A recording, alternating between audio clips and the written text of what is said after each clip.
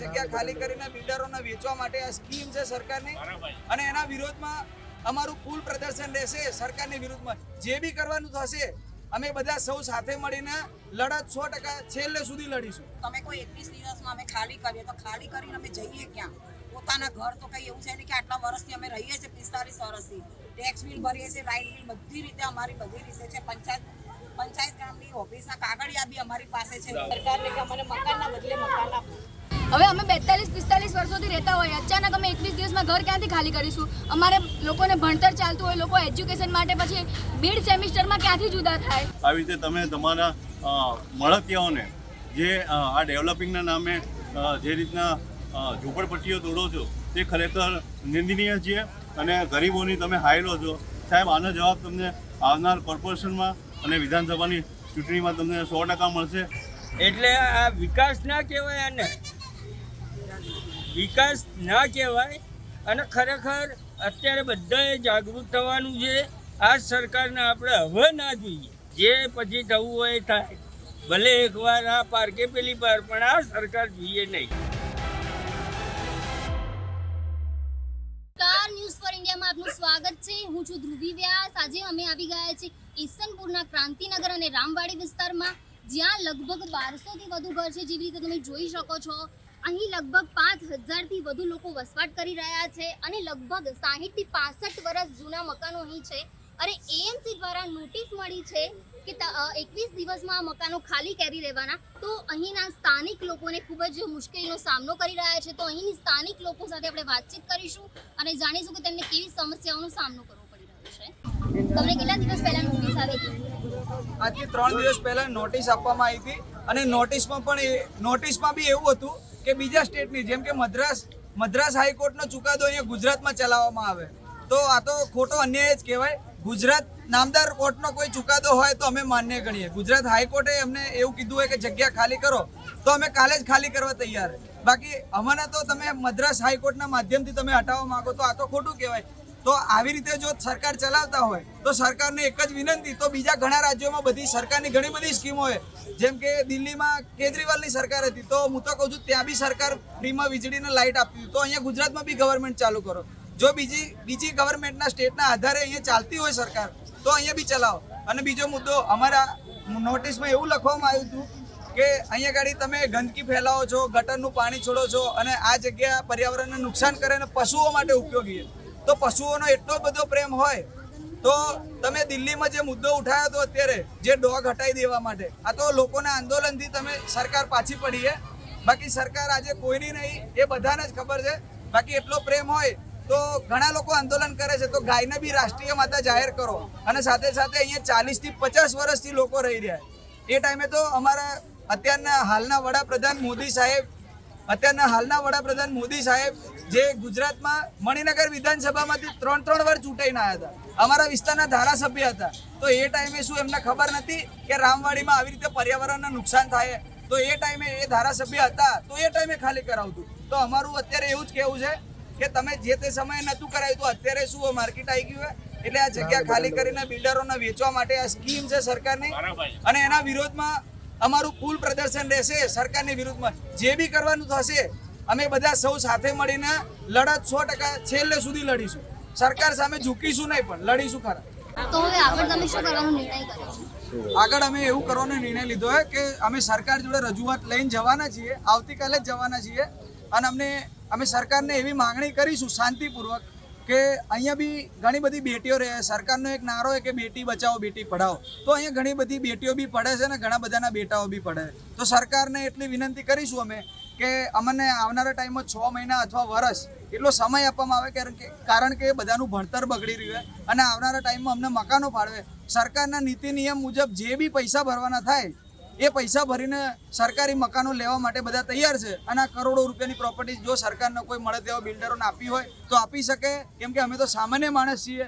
અમે તમારી લડત બહુ લાંબી ના લડી શકીએ એટલે અમે જગ્યા આપી દેવા તૈયાર છીએ અને અમે મહેનત મજૂરીના પૈસા ભરીને મકાનો લેવા તૈયાર છીએ। તો સરકાર અમને મકાન ફાળવે, અમે પૈસા ભરવા તૈયાર છીએ અને વૈકલ્પિક વ્યવસ્થા કરી આપે અને સમય આપે, એટલી જ માંગણી। જ્યારે તમને પહેલી વાર નોટિસ મળી હતી ત્યારે તમારી સૌની પહેલી પ્રતિક્રિયા શું હતી?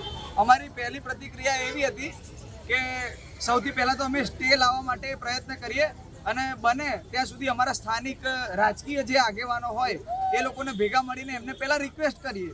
જો ના માને તો અમે આંદોલનના માર્ગે ચાલવા માટે અમે સંગઠન બનાવ્યું અને અમે અમારા વ્યક્તિગત વિચારો રજૂ કર્યા. એમસી દ્વારા માત્ર ને માત્ર 21 દિવસમાં ઘર ખાલી કરવાની નોટિસ બાદ સ્થાનિક લોકોમાં ભારે આક્રોશ જોવા મળ્યો છે. તો ચાલો આપણે વાત કરીએ. કુમાર શેઠ બોલું છું ઈસનપુર બાબા રામદેવની ચાલીમાંથી. તે અત્યારે તમે જે આ જે આપી છે તમે અરજીઓ બધાને, તમે અમારા છોકરા ભણતર છે અત્યારે અમે ક્યાં લઈએ, ક્યાં એડમિશન બી અમે ક્યાં કોઈ બી લે નહીં અમારી સ્કૂલમાં, ભણતર બી અમારું બગડે છે. હવે તમે કોઈ 21 દિવસમાં અમે ખાલી કરીએ તો ખાલી કરીને અમે જઈએ ક્યાં? પોતાના ઘર તો કંઈ એવું છે ને કે આટલા વર્ષથી અમે રહીએ છીએ, 45 વર્ષથી ટેક્સ બિલ ભરીએ છીએ, લાઇટ બિલ, બધી રીતે અમારી બધી રીતે છે. પંચાયત ગ્રામની ઓફિસના કાગળિયા બી અમારી પાસે છે આટલી સાલના. તો હવે અમે જઈએ ક્યાં? એક માણસના ઘરમાં 11 જણ રહે છે સભ્ય, તો એ સભ્યનું અમારે કરવાનું શું? હવે આજે 4 વર્ષથી પેઢીમાં અમે રહીએ છીએ, આટલું પરિવાર અમારો રહે છે. હવે એ પરિવારને લઈને અમારે જવાનું ક્યાં? હવે એટલું અપીલ છે કે તમને સામે અમને ઘર આપો તો અમે રહીએ ખરી. અમે આટલા સભ્યને 11 જણને લઈને ક્યાં જવાનું? મારે અમારી રોજીરોટી અહીંયાની જ છે, છોકરાઓ ભણે છે અહીંયા ગાડી, તો હવે જવાનું ક્યાં? બસ અમારી એટલી અરજી છે, તમે એટલી સ્વીકાર કરજો, અમારી અપીલ કરજો. તમે જોઈ શકો છો અહીંયા નાનાથી લઈને મોટા સુધી બધા જ અહીંયા છે.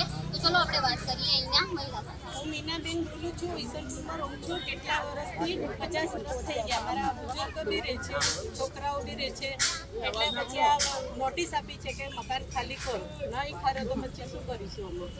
એટલે હવે અમારે અપીલ કરીએ છીએ સરકારને કે અમને મકાનના બદલે મકાન આપો, ને નાના છોકરાઓ ભણતર બગડે છે એમ. તમારો પરિચય જણાવો. નાયક નામ છે. અમારે ત્યાં 21 દિવસમાં આ બધા મકાનો ખાલી કરી નાખવાની નોટિસ આવી છે.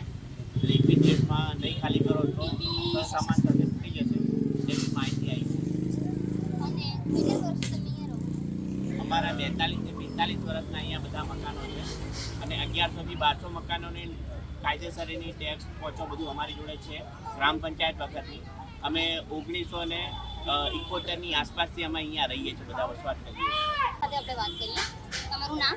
મારું નામ પટેલિયાનસી નરેશકુમાર છે. હું ઈસનપુર ક્રાંતિનગરની રહેવાસી છું. અમે અહીંયા 45 વર્ષોથી રહીએ છીએ. સરકાર આજે અચાનક જ અમને એવું કહે છે કે તમે આ મકાન 21 દિવસમાં ખાલી કરો, નહીંતર એ અમારા અહીંયા આવીને ઘર ખાલી કરાવી દેશે. બરાબર? હવે અમે 45 વર્ષોથી રહેતા હોય, અચાનક અમે 21 દિવસમાં ઘર ક્યાંથી ખાલી કરીશું? અમારે લોકોને ભણતર ચાલતું હોય, લોકો એજ્યુકેશન માટે પછી મિડ સેમિસ્ટરમાં ક્યાંથી જુદા થાય અને અમને કોઈ કોલેજ એડમિશન બી ના આપે. અમારી માંગણી એટલી જ છે સરકારને કે તમે અમને પહેલાં મકાનની ફાળવણી કરો. અમે 45 વર્ષોથી ટેક્સ ભરીએ છીએ, પાણી વેરા બધું જ ભરીએ છીએ. અમને પહેલાં મકાનની ફાળવણી કરો, પછી અમે અહીંથી મકાન ખાલી કરીશું. એટલી જ અમારી અપીલ છે. મારું નામ દિનેશભાઈ છે. હું અહીંયા સ્થાનિક રહેવાસી છું અને છેલ્લા 50 વર્ષથી અહીંયા રહું છું. અમે નાનપણથી અહીંયા જોયેલું છે કે આ રામવાડી મંદિરથી માંડીને ચારે બાજુ ઘણા વર્ષોથી એકદમ ગરીબ ને મધ્યમ વર્ગના લોકો રહે છે અને બિચારા નાની રોજગારી મજૂરી કરીને અહીંયા એનું જીવન પસાર કરે છે. અને અહીંયા આપણે એ લોકોના જે મકાન માટે જે છેલ્લા 21 નોટિસ આપી છે એ દરમિયાન હું આપણા જે મુખ્યમંત્રી સાહેબ છે એમને કહેવા માગું છું કે તમે મુખ્યમંત્રીના આવાસના મકાનો લાખોની સંખ્યામાં ખાલી પડ્યા છે, તો તમે જો આ રીતના નોટિસ આપી શકતા હો તો અર્જન્ટ એ લોકોને મકાન પણ આપી અને એમને સહાયતા કરી શકો છો. આવી રીતે તમે તમારા મળતિયાઓને જે આ ડેવલપિંગના નામે જે રીતના ઝૂંપડપટ્ટીઓ તોડો છો તે ખરેખર નિંદનીય છે અને ગરીબોની તમે હાય લો છો. સાહેબ, આનો જવાબ તમને આવનાર કોર્પોરેશનમાં અને વિધાનસભાની ચૂંટણીમાં તમને 100% મળશે. આ ગરીબ જનતા જ તમને ખરેખર આનો જવાબ આપશે. એટલે મારું ગુજરાત સરકારને કહેવાનું કે જે આપણી પાસે ઘણા મકાનો છે એ મકાનો અમને પ્રોવાઈડ કરો અને વધુમાં વધુ લોકોને, ગરીબ લોકોને સહાય થાય એવી મારી વિનંતી. મારું નામ ભૂમાભાઈ માનાભાઈ પરમાર છે. છેલ્લા 1980થી હું આ ક્રાંતિનગરમાં રહું છું.